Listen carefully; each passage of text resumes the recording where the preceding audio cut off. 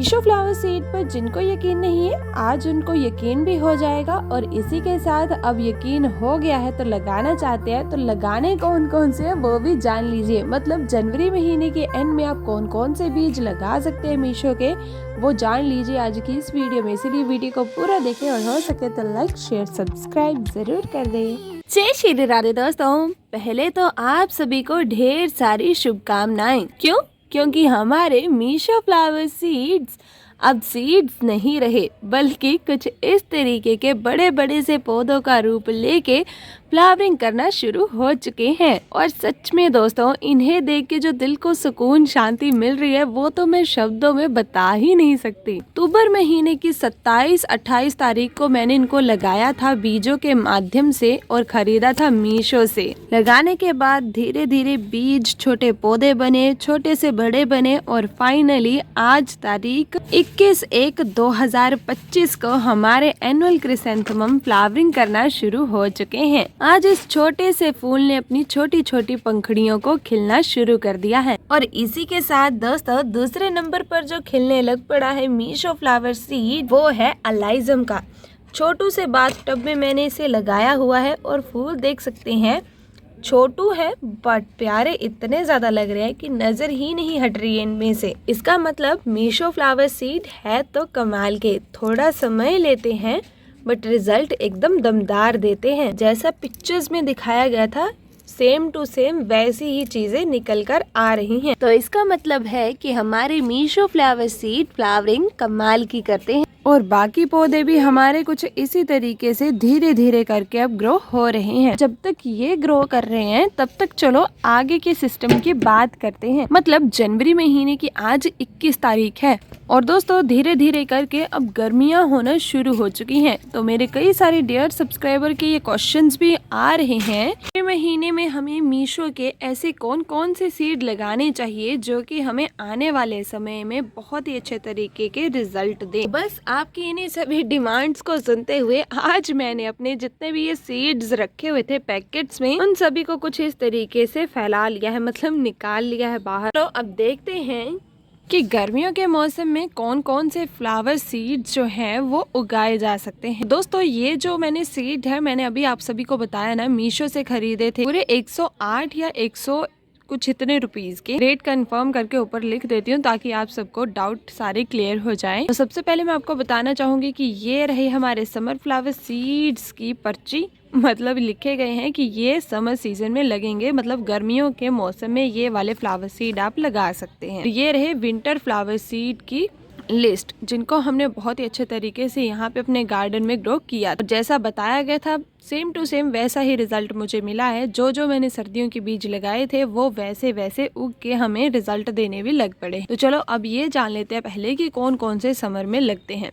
तो सबसे पहले नंबर पे है जिप्सोफिल, जो कि होगा कुछ इस तरीके का। सेकंड नंबर पे है कॉस्मोस, जो कि इनमें से अभी मुझे दिख नहीं रहा। तीसरे नंबर पे है gaillardia, African marigold, morning glory, kochia, sunflower miniature, zinnia, phlox, petunia, amaranthus, ornamental, coreopsis, calliopsis, sweet william, lupin, salvia, gazania, chrysanthemum, helichrysum, alyssum, cheiranthus और कैंडीफट और एक्रोलीनियम। तो ये सारे फ्लावर सीड आप उगा सकते हैं गर्मियों के मौसम में। तो अभी जैसे कि दोस्तों 21 तारीख है जनवरी महीने की, मतलब ये मौसम है सर्दियों का। तो क्या अभी हम समर फ्लावर सीड ग्रो कर सकते हैं? तो भाई ये जितने भी सीड्स के अभी मैंने नाम बताए हैं, इन सभी को आप अभी ग्रो नहीं कर सकते हैं, बट इनमें से कुछ ऐसे फ्लावर सीड है जिनको आप अभी ग्रो कर भी सकते हैं, जैसे कि हमारा मैरीगोल्ड। दोस्तों आप सभी जानते ही हैं कि मैरीगोल्ड एकमात्र ऐसा फूलों वाला पौधा है जो कि आपको सर्दी गर्मी एक जैसा रिजल्ट देता है। और इसके बीज भी कुछ ऐसे ही हैं। अगर आप इनको सर्दियों में उगाओगे तो ये सर्दियों में भी लग जाएंगे, गर्मियों में उगाओगे तो गर्मियों में भी लग जाएंगे। इसीलिए आप इन्हें जनवरी महीने में भी ग्रो कर सकते हैं। ये आ गया हमारा पहला फ्लावर सीड, जो कि आप गर्मियों का अगर उगाना चाहते हैं तो जनवरी महीने में ही इसकी शुरुआत कर सकते हैं। और उगाना किस तरीके से है, मिट्टी किस तरीके से बनानी है, ये भी मैं आपको एंड में बता दूंगी।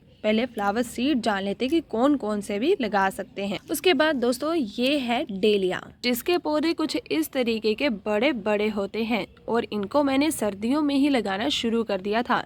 वैसे दोस्तों अगर मैं बात करूँ ट्रू रिव्यू की, तो पिछली बार भी मैंने मीशो से सर्दियों के मौसम में उगाया था डेलिया, और इसने सर्दियों में ही फूल नहीं दिए बल्कि गर्मियों तक भी ये मुझे फूल देता रहा था। इसीलिए अगर आप अभी लेट हो चुके हैं, बहुत लेट भी हो चुके हैं सर्दियों में इनको लगाने के लिए, तो मेरे मान लीजिए तो आप इसे अभी भी ग्रो कर सकते हैं बीजों के माध्यम से। अगर आपके पास बीज नहीं है तो सैपलिंग के माध्यम से भी आप इसे ग्रो कर सकते हैं।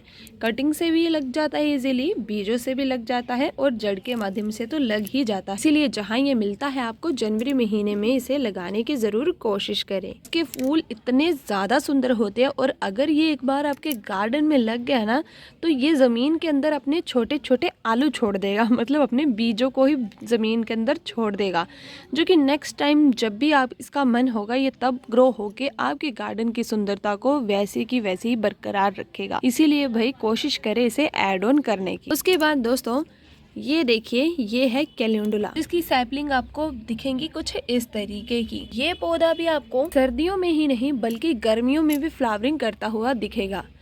बस बात इतनी सी होती है कि सर्दियों में इसके फूल बड़े बड़े से निकलते हैं और गर्मियों में फूलों का साइज थोड़ा सा छोटा हो जाता है। इसीलिए भाई नवंबर दिसंबर सारे महीने छोड़ चुके हैं आप इनको लगाने के लिए, तो कृपया करके जनवरी में कष्ट करें इसे लगाने का।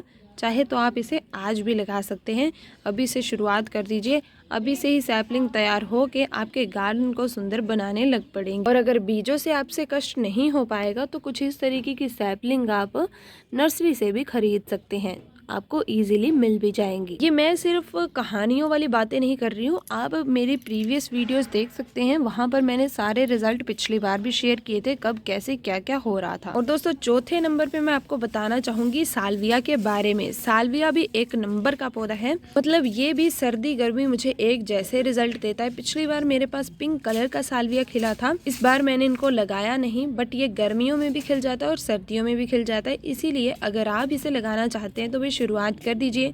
सर्दियों तक नहीं खिला तो चलो गर्मियों तक तो खिल ही जाएगा और आपके गार्डन की खूबसूरती को बढ़ा ही देगा। इसी के साथ एक और बात बताऊं, मैंने ना इसे नर्सरी से बाय कर लिया है और कुछ इस तरीके की हैंगिंग बास्केट में लगा दिया है और अपने गार्डन की खूबसूरती को भी बढ़ा लिया है। तो इसीलिए आप अगर जल्द से जल्द रिजल्ट चाहते हैं तो नर्सरी जाइए और वहाँ से ले आइए, ये आपको जनवरी महीने में एकदम सेटिस्फेक्शन वाला रिजल्ट दे ही देगा। उसके बाद दोस्तों 5वें नंबर पे ये आता है ब्यूटीफुल सा फ्लावर ग्लैडियोला। ये तो सच में मेरे पुराने वाले गार्डन की जान ही बन चुका था। गर्मियाँ सर्दियाँ हर एक मौसम में एक नंबर का रिजल्ट दिया है। तो भाई अगर आप लेट हैं, बहुत लेट हैं, कुछ भी है भाई, इसे एक बार ज़रूर लगाओ। एक बार लग जाएगा तो नेक्स्ट टाइम ये अपने बीज कुछ इस तरीके के खुद ब खुद ही अपनी जगह पे झाड़ के चला जाएगा और नेक्स्ट टाइम खुद ब खुद ही आपके गार्डन में ग्रो हो जाएगा। इसीलिए भाई ज़्यादा कष्ट नहीं किया जाता, तो एक बार कष्ट ज़रूर करें इसे लगाने का नहीं कर सकते तो नर्सरी का में जाने का कष्ट करें और इसे ज़रूर लेकर आए। इसके फ्लावर्स कुछ इस तरीके के होते हैं, येलो कलर्स में भी होते हैं और ये जो डबल ट्रिपल शेड होती है ना, ये एकदम वाव लगती है। इसीलिए इसे भी जनवरी महीने में ऐड ऑन करके आप अपने गार्डन की खूबसूरती को बढ़ा सकते हैं। हमारे पास अभी 5 फ्लावर सीड्स ऐसे हो चुके हैं जो सर्दी गर्मी आपको रिजल्ट दे सकते हैं। उसके बाद दोस्तों 6ठे नंबर पे आते हैं नेस्टोरियम। ये तो भाई कमाल के हैं, इनकी बेल और फूल दोनों ही लाजवाब दिखते हैं।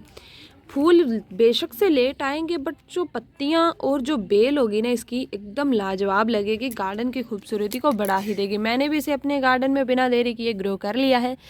और आप लेट हो चुके हैं तो जनवरी महीना भी है भाई, लगा लो अभी, क्योंकि सर्दी गर्मी आपको रिजल्ट मिल ही जाएगा। पहले लगाने की तो कोशिश कीजिए, रिजल्ट तो आ ही जाएंगे। जब आप मेहनत करेंगे तो मेहनत का जब धीरे धीरे ऐसे करके फल मिलेगा तो जो सुकून मिलेगा वो नेक्स्ट लेवल का हो। इसे भी आप ऐड ऑन कर सकते हैं जनवरी महीने की लिस्ट में। और दोस्तों 7वें नंबर पर जो आप जनवरी महीने में लगा सकते हैं वो है हमारा डेयर पॉपी। इसके फ्लावर एकदम मासूम से कोमल से होते हैं, तो भाई इसे भी जरूर लगाएं क्योंकि ये आपको एकदम बढ़िया सा रिजल्ट जरूर देगा। दोस्तों ये 7 फ्लावर सीड आप ग्रो कर सकते हैं जनवरी महीने की। इससे जाते जाते महीने में फेब तक ये उग जाएंगे, मार्च तक ये आपको सैपलिंग के रूप में मिल जाएंगे। धीरे धीरे मार्च के एंड तक फ्लावर्स भी इनमें आने लग पड़ेंगे अगर आप अच्छे से तरक्की इसी तरीके से करते रहेंगे तो। चलो जान लेते हैं कि इनको उगाना किस तरीके से, बीजों को लगाना किस तरीके से। डियर सब्सक्राइबर के मन में काफी सारी उलझने होती है कि कैसे उगाएं, कैसे लगाएं, क्या चीज डालें, क्या ना डालें, कैसे केयर करें, कैसे नहीं करें, ताकि जल्द से जल्द हमें रिजल्ट मिल पाए। तो भाई इन बीजों को उगाना बहुत ही ज्यादा आसान होता है, ये रिजल्ट ही देख सकते हैं। मैंने अलाइजम, हॉलीहॉक और ये स्वीट विलियम है कुछ इस तरीके का, इन सभी को उगाया है इस सीडलिंग ट्रे में। इससे पहले सीडलिंग ट्रे को देख के डर मत जाना कि हमारे पास तो ये है ही नहीं तो अब हम बीज लगाना भूल ही जाते हैं, तो ऐसा बिल्कुल भी नहीं है। अब किसी भी तरह की किसी भी चीज़ में, किसी भी कंटेनर में, ग्लास हो, प्लास्टिक हो, कुछ भी, उसमें इन बीजों को ईजिली ग्रो कर सकते हैं। बस उसमें ड्रेनेज होल बनाइए, फिर उसमें आप डाल दीजिए मिट्टी। मिट्टी आप कोई भी ले सकते हैं जो भी आपके पास हो, ज़्यादा चिकनी ना हो। अगर ज़्यादा चिकनी है तो उसमें रेत ऐड कीजिए, ठीक है। रेत को कहा जाता है सैंड, उसे ऐड कीजिए। उसके बाद आप लीजिए गोबर की खाद, वो नहीं है तो वर्मी कंपोस्ट ले लीजिए या फिर कंपोस्ट ले लीजिए जो आप किचन वेस्ट से तैयार कर रही हैं। उसके बाद कोकोपीट, अगर है तो डाल दीजिए, नहीं है तब भी कोई चिंता वाली बात नहीं है क्योंकि ये जो 3 चीज़ें आपने पहले डाली थी ये ही पूरी कर देंगे आपके बीजों की ज़रूरत को। इन पे अगर नज़र जा रही है तो थोड़ी सी नज़र हटा लीजिए क्योंकि ये थोड़े से बेहोश हो चुके हैं। थोड़ी देर के बाद इनको होश ज़रूर आ जाएगा। बस इन 3 चीज़ों को अच्छे से मिला लीजिए, कंटेनर में डाल दीजिए, बीजों को स्प्रिंकल कर दीजिए। करने के बाद मिट्टी की एक छोटी सी लेयर डाल दीजिए, थोड़ा थोड़ा सा पानी का छिड़काव इस तरीके से कर दीजिए। बस इतना सब कुछ काफ़ी है। फिर इनको धूप वाली जगह पे रख दें। फिर नेक्स्ट डे मिट्टी सूख जाती है तब फिर से पानी का इस तरीके से छिड़काव करें। अगर मिट्टी नहीं सूखती है तो छिड़काव ना करें, नेक्स्ट डे जब मिट्टी सूखती है तब करें। मतलब आपने पानी हमेशा तभी देना है जब मिट्टी सूखेगी ऊपर वाली परत, अदरवाइज नहीं देना है। और धूप में रखना है कि छांव में, तो धूप में ही रखना है बिकॉज वो धूप में ही अपनी पूरी प्रोसेसिंग करेगा, तभी जाके वो बीज पौधा बनेगा। तो ये सिंपल सा प्रोसेस है दोस्तों। ये प्रोसेस मैंने कई बार आप सबके साथ शेयर किया है। अगर आपको अब भी चाहिए इसका लाइव रिजल्ट तो आप मेरी प्रीवियस वीडियोस ज़रूर चेकआउट करें, वहाँ पे आपको ढेर सारे वीडियोस मिल जाएंगी। ये था इसका छोटा सा प्रोसेस जो कि आप फॉलो करके इन बीजों को इजीली अपने घर पर ही ग्रो कर सकते हैं बिकॉज नर्सरी में ये पौधे बहुत महंगे मिलते हैं। एक पौधा 30-40 इतने का मिलता है। तो भाई अगर आप 10 पौधे लेने जाए तो आपका खर्चा कितना ज़्यादा हो जाएगा, ऊपर से गमले ऐड ऑन कर ले तो भाई तोबा हो जाती है। इसीलिए भाई ये छोटी जो चीज़ें हैं इनको आप खुद से ग्रो करेंगे तो अटैचमेंट, अट्रैक्शन सब कुछ एकदम बढ़ सा जाएगा और पौधे से प्यार 2 गुना नहीं 3 गुना हो जाएगा। इसीलिए कोशिश करें इनको घर पर ही उगाने की। तो मैंने तो अपना काम कंप्लीट कर दिया, अब आप भी अपना काम कंप्लीट ज़रूर करके जाएं। मतलब चैनल को लाइक शेयर सब्सक्राइब ज़रूर करके जाएं क्योंकि आपको ये सारी बातें बताते बताते मेरा गला एकदम सूख सा गया है। मैं चली पानी पीने और आप करते चैनल को लाइक शेयर सब्सक्राइब। तो इसी के साथ मिलेंगे आप सबको फिर नेक्स्ट वीडियो में। तब तक जय श्री राधे, जय श्री राम।